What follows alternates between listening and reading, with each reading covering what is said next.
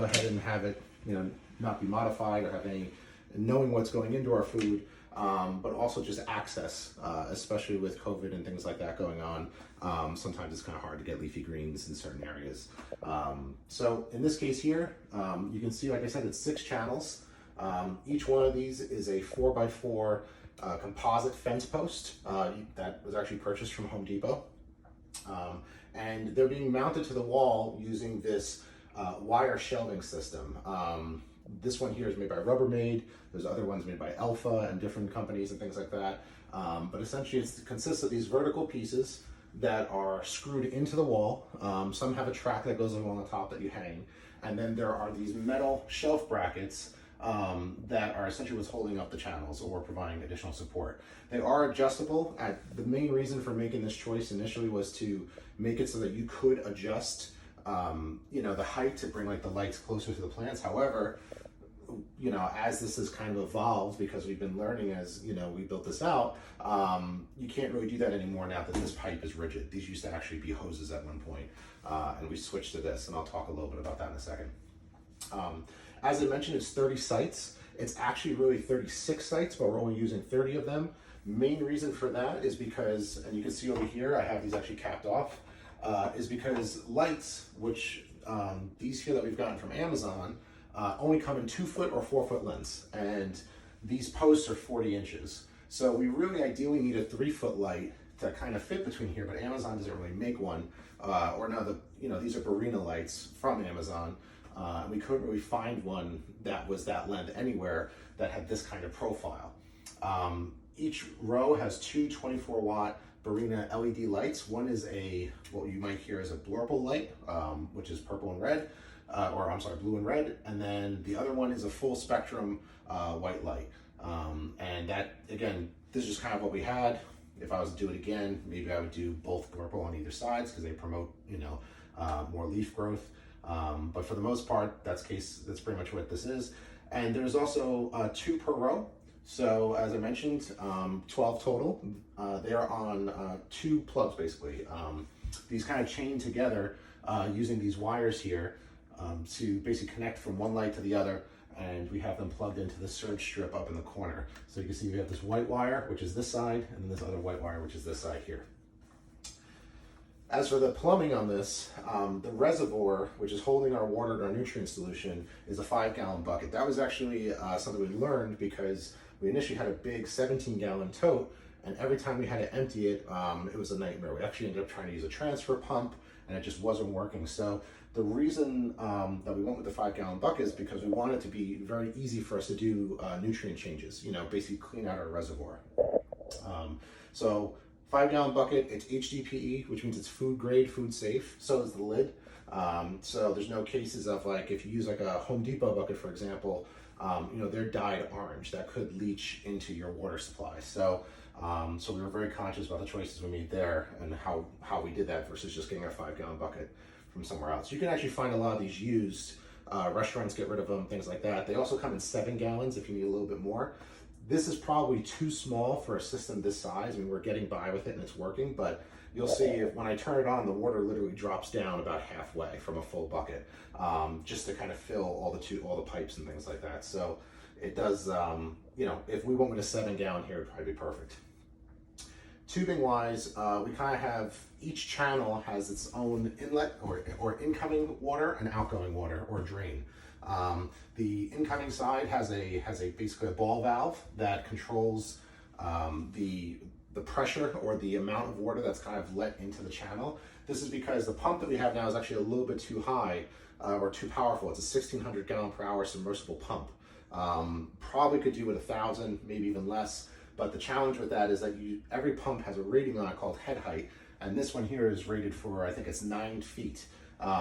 Whereas here, we're about 6 feet here. So again, same configuration, a 6 or 7 foot head height would work, but you got to be careful because a lot of these pumps are mislabeled. So we figured it was better to go with a more powerful pump and then use this to turn it down, as opposed to doing a pump that is less power and then having a hard time getting the water all the way up here to the top channel. These channels are connected by bulkhead fittings. So again, we took the 4x4 fence post, We silicone 2 caps on the end using food grade silicone. Drilled our holes for our plant sites, which use our 2-inch net pot, so they're just kind of 2-inch holes. And then we have a 1.5-inch hole for what we call a PVC bulkhead fitting that's normally used on rain barrels. And the reason we use that is because we needed to translate from the 4x4 channel into the 3/4 PVC pipe on either side. So that's this bulkhead fitting, this gray piece up here is what does that. That essentially gives us a seal so that it doesn't leak. We tried a couple of different ways in the past, and it kind of gluing different things in there and things like that. And just nothing worked. The rain barrel kind of bulkhead fitting was the best way to go, because on the inside there was an O-ring, and it's actually clamped because there's a nut here that kind of crushes it between the 4x4. Then below that we have an adapter. We have a small little PVC pipe, and we go into what's called a PVC union. This allows us to kind of unscrew these 2 sides and pull this entire channel off. Again, this was something we added later because we found out that once we had this whole thing set up, cleaning it was a nightmare. And if you have a crop that for some reason gets infected or gets mold or fungus or something like that, you're going to want to kind of clean out all these different things. And by having a union here and here on both sides, we can kind of disconnect these 2 and lift this right off. And then take it into the bathtub or whatever and clean it out, or a slop sink, etc. So then moving down, we have on the drainage side, because water comes in this side, goes across, and then comes down. It's part of our NFT, the nutrient film technique, which is what we're following here. We have a vent. So we have 3/4 drains going down on each one of these channels on either side, and 3/4 inlets coming up on each side. So each channel is completely independent. It doesn't do a thing where, as you guys might have seen in most NFT systems, the water will basically pump up to the top, go over, go down to the next one, and then go down to the bottom one. Reason for that is because we wanted to make sure the distribution of the nutrient solution on all channels was even. So the pump is basically distributing the flow equally to all 3.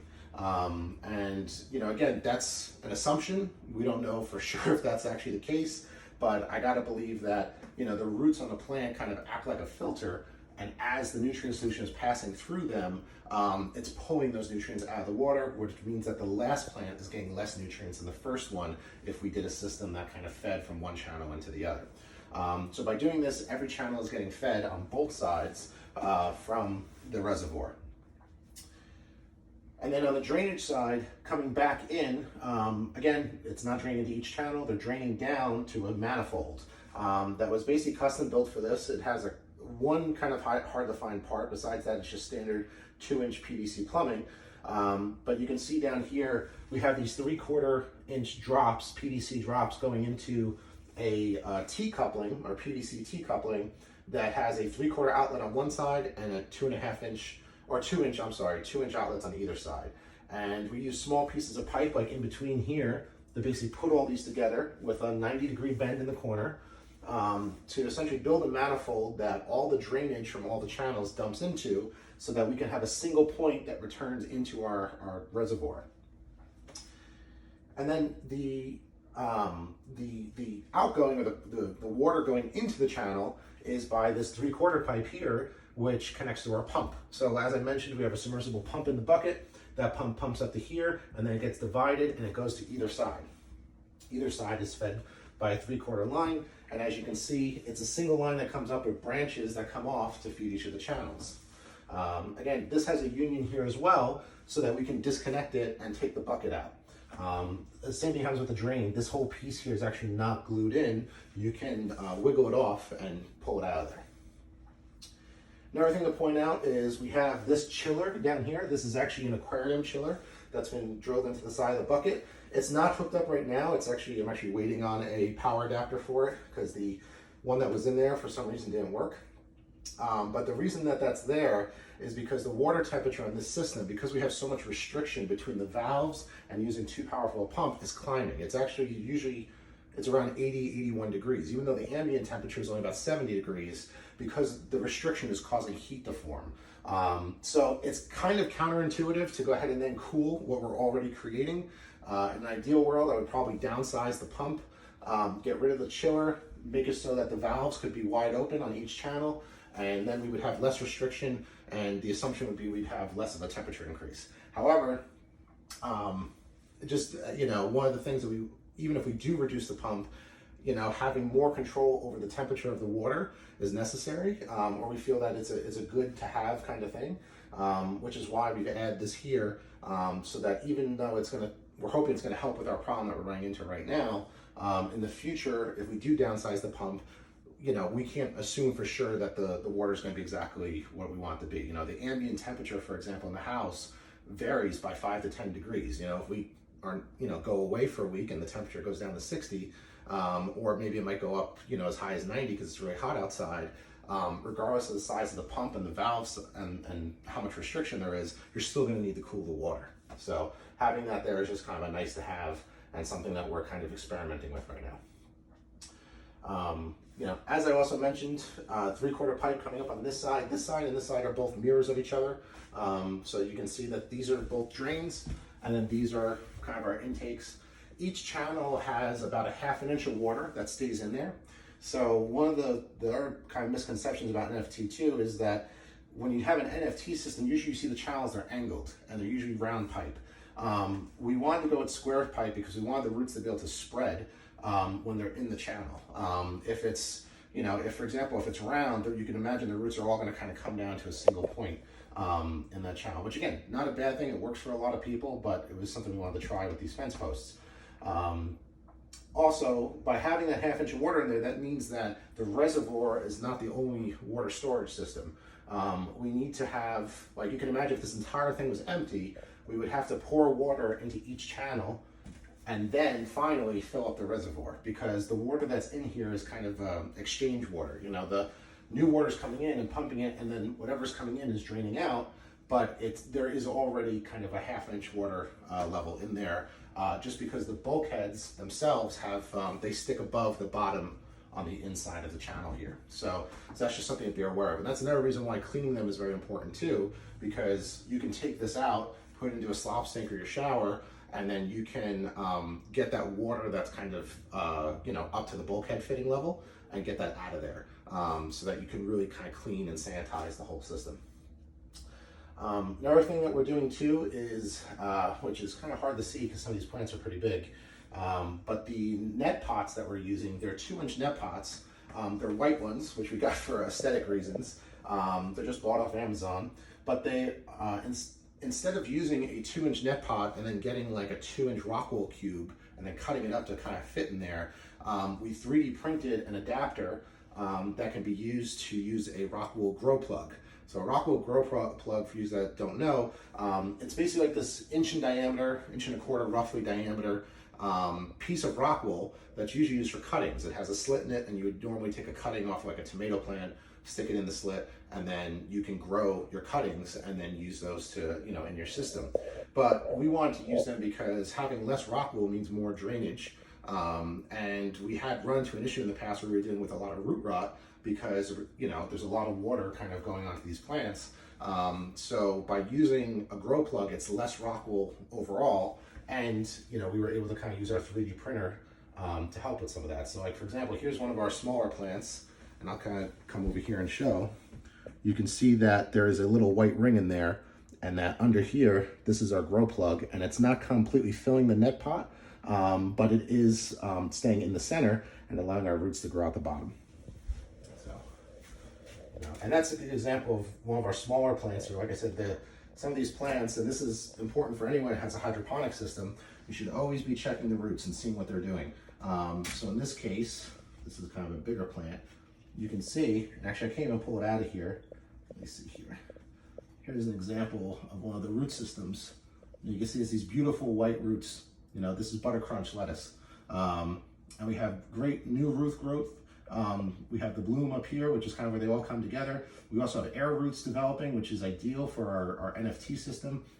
And by using NFT, that's one of the main advantages, is you're getting more air, more oxygen to the roots, because this is air and the water is only at the bottom. And since it's constantly flowing, there's always fresh nutrient solution going there. It's a recirculating system. So that's one of the kind of key things with that too. We also have our Blue Lab Guardian control over here, which is essentially monitoring our pH. It's monitoring our temperature, which, like I said, is a little higher right now. It's about 81 degrees. Our pH right now is 6.1. Lettuce likes between 5.5 and 6.5. and then our TDS, or total dissolved solids. This is telling us how much nutrient solution is in our reservoir or in our water. Right now we're at 960 TDS. It's kind of high. Most plants like to have or I would say most lettuce probably likes around 500 to 800. But we run it a little rich just because we found that works for us. The lettuce grows a little bit faster. We have seen some nutrient burn here and there, but different varieties of lettuce, at least the ones that we've run into so far, like a little bit more nutrients or a little bit more, nutrient solution there. So yeah, and then over here we have hey buddy, it's my son. So he is, so one of the things we're doing over here is this lettuce is actually prize head. We're growing different varieties. This is Butter Crunch. This is, I think, Lolo Rosso is how you pronounce it, L-O-L-L-O, and then Rosa, or Rosso. And then over here we have, I think this is Red Sails on these two. And here and here we have a couple additional sites for Butter Crunch. As I mentioned, the whole system is kind of new to us. We're always evolving it and adding to it. Cost-wise to set this up, again, it's been kind of expensive because we've been experimenting with a lot of different things. But I would say that, between piping, the bucket, which again, the bucket's a little more expensive because of HDPE, all these different union fittings, like each one of these, for example, again, depending on where you buy them, on Amazon, they could be $14 a piece. If you buy them directly from Charlotte Pipe, which is what I think I got these, they were like $3 to $4 a piece. It kind of all varies what your sources are, but I think to date I have about $500 invested in it so far, maybe a little bit more. If I was to build another one from scratch, I think that you could probably get it down to maybe $350, $400 if you were smart about it. Especially if you have stuff lying around your house and you want to repurpose it. I'm sure you could do that. And also too, buying, PVC pipe is actually pretty cheap itself. It's the fittings that are really what's going to get you, the valves, the unions, even these bulkhead fittings. Like the only place I could find these was Amazon, and that was about $12 a piece minimum for those. And also, the 3D printed parts. I happen to have a 3D printer. It's not a very good one. It's a simple little monoprice $200 printer. I designed little caps like this, which are really helpful. And also, as I showed you guys, the kind of fitting that I put in the net pots that uses the grow plug. So again, those little parts there, if you don't have a 3D printer and you have to buy something to cap these off, they can definitely add additional cost. But for us, it was kind of just a natural way to kind of apply 3D printing to some of the hydroponics pieces that we want to do.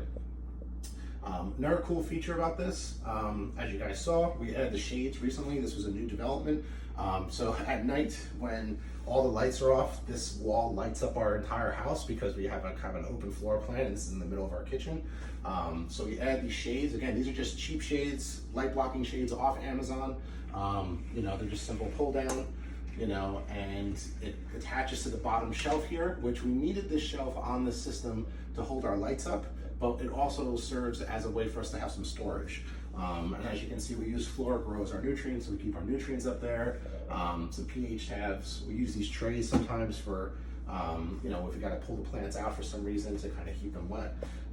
But for the most part, this kind of setup here with having these shades has been really helpful. Another thing we have too is this power strip here. Again, our plugs are down low, and you can notice that we put waterproof covers on them. That's to make sure that, if any water did leak out, because in the beginning we were experiencing some leaks with gluing the PVC together. That was kind of another learning experience for us. It could run over an outlet. In most kitchens you have GFI outlets on the counter. On the floor you won't have GFI or GFCI outlets that have breakers in them. You'll have normal outlets. And again, it's not gonna, if water got in there, it wouldn't, it would short out and you might see a spark, but it's not gonna do any damage to your house. But however, we wanted to make sure that these were protected just in case there was a leak going on we didn't know about. And, God forbid it's at night and it blows a breaker, and that circuit that breaker's on is, also used for our lights. It's going to be really hard to kind of see. So this was kind of just an additional thing we did to protect, what we have. And, in addition to that, we have a single power line that goes up to our brick. And we also have this Leviton plug. So our house is kind of a smart house in the sense that we have lights and switches And these Leviton plugs here are connected to our Wi-Fi, and this makes it so we can control the system from our phones. I can turn this pump on and off. Right now it's off, but it's as simple as clicking a button, like I'll do here, and you'll hear kind of the water flowing. I'm not sure how much is going to come through on the phone, but you'll basically hear, everything kind of pumping up. So in a second, we're going to hear it draining. Yeah. So it is a little bit louder than probably what you would expect. We're still trying to quiet it down. Again, there's some vents that we put in, and also too, this is open at the moment. I'm sure if we closed it, it'd be a little bit quieter. But part of this system is all learning and kind of growing with it. We'll definitely try to post more videos and keep you guys up to date on, any additions or changes we make. Thanks again.